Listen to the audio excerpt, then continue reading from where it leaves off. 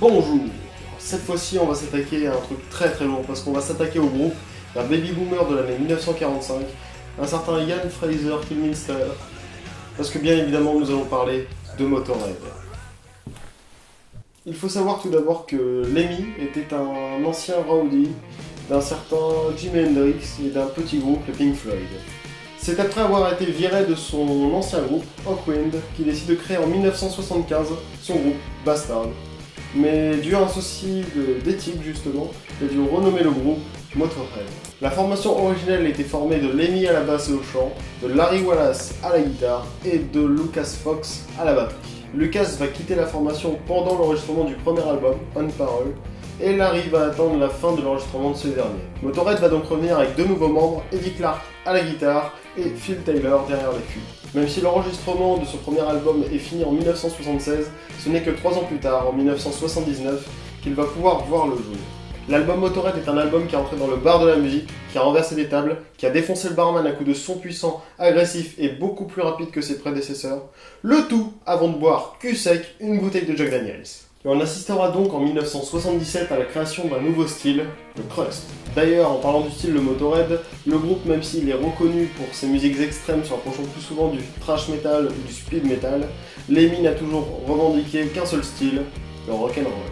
Bref, revenons à nos rockers. 2 ans plus tard, 2 albums sortent, l'album Bomber et l'album Overkill, suivi l'année d'après d'un album culte de la formation, Ace of Spades. Pendant la tournée de 1982 pour la promotion de l'album Iron Fist, Eddie Clark va quitter la formation et sera remplacé par un ancien membre de Thin Lizzy, un certain Brian Robertson. Ce dernier ne va participer qu'à un seul album de la formation, celui de 1983, Another Perfect Day, avant de se faire lâcher par le groupe tout simplement parce qu'il ne correspondait pas aux critères que Lemmy imposait pour les membres de son groupe.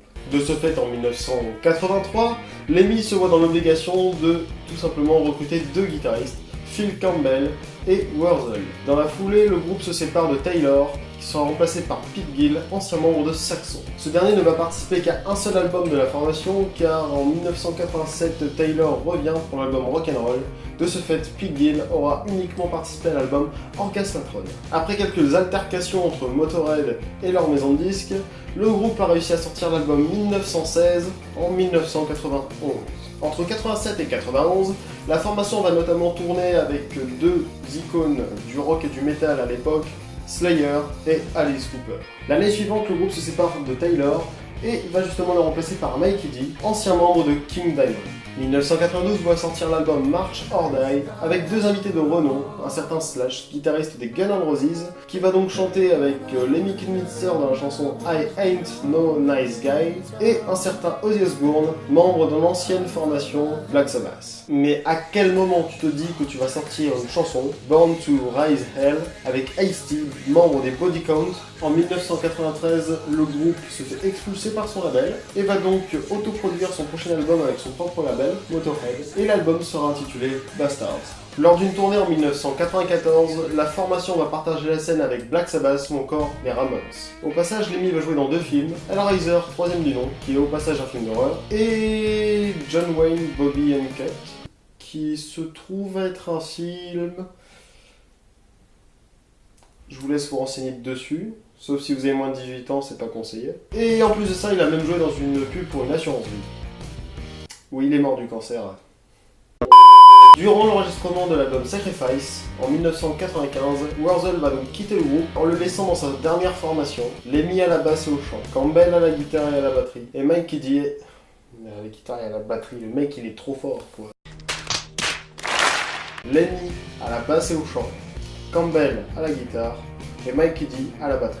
En 1996, le groupe va enregistrer l'album Overnight Sensation, Snake Bite Love en 1998, We Are Motorhead en 2000, Hammerhead en 2002 et Inferno en 2004. En 2005, le groupe va fêter ses 30 ans de carrière ainsi que Lemmy va souffler ses 60 bougies et le groupe sera toujours aussi productif, il va enchaîner album sur album.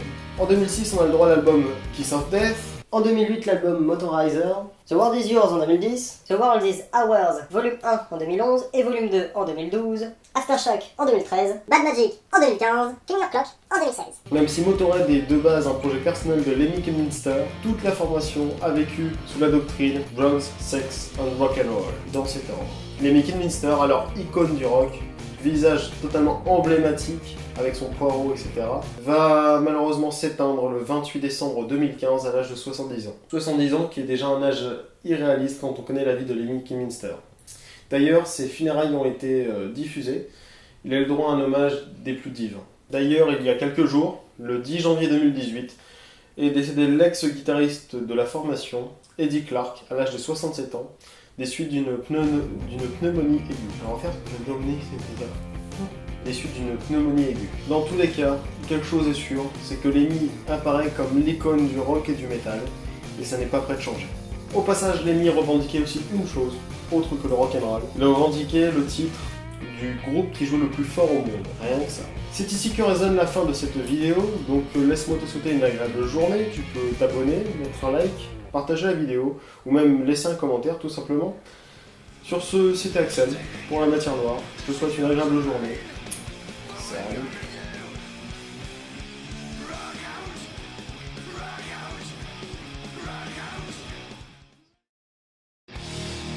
Time to play the game.